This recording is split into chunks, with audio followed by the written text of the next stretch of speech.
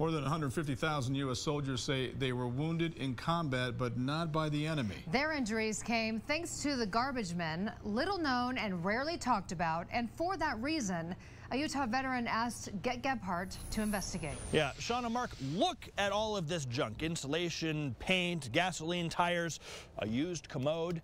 Now imagine if somebody came along and lit all of this on fire and forced you to breathe the toxic fumes. That's basically what thousands of U.S. soldiers say they were forced to do in the war zone. Now they are turning to the feds and saying, hey, I'm really sick, and it's because of all the junk you made me breathe. And the feds are responding most of the time, nope, not our fault. Carl Sullivan served his country in the military for 31 years. He says it left him with a war injury. Middle of the night, I couldn't breathe. At 55 years old, Carl was rushed to the hospital. His diagnosis, asthma. You'd never had an asthma attack? Never had an asthma attack, no. Till you were 55? Right. What changed?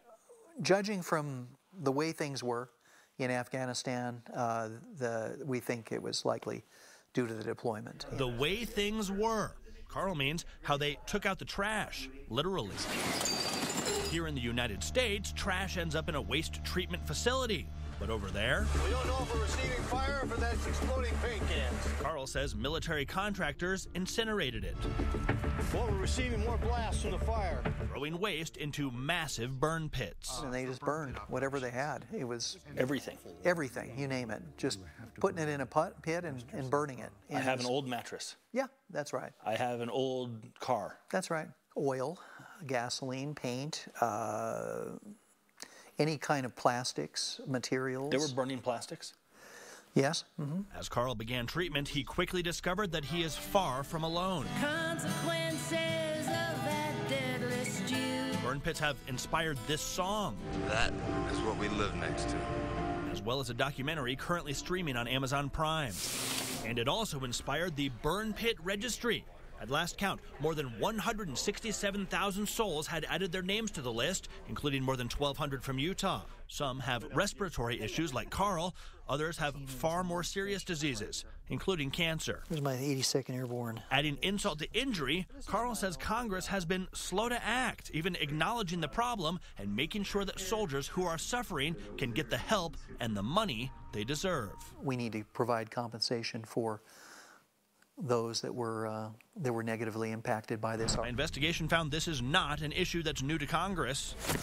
In 2017, a bill to study the effects of burn pits was passed, but it provided no financial or medical support.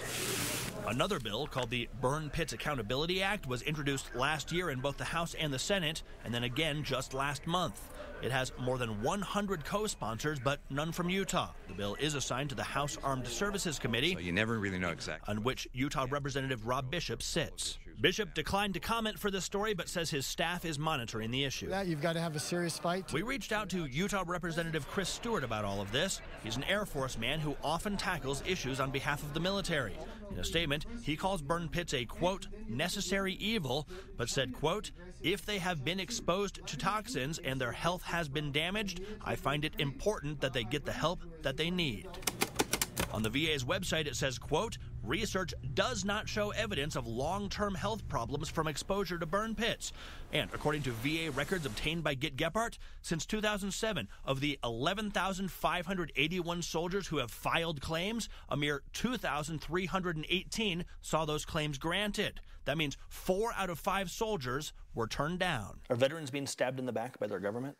I think so. As for Carl, the VA has declared him a 30% disabled veteran, which he says helps him get the treatment that he needs.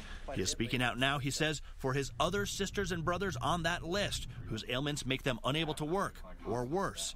And he hopes that lawmakers are listening. I was willing to give my life for my country, yes. But have our back, please, I would say. From the burn pits. Burn pits are still being used in the battlefield, though the Department of Defense tells me they try to minimize their use whenever feasible.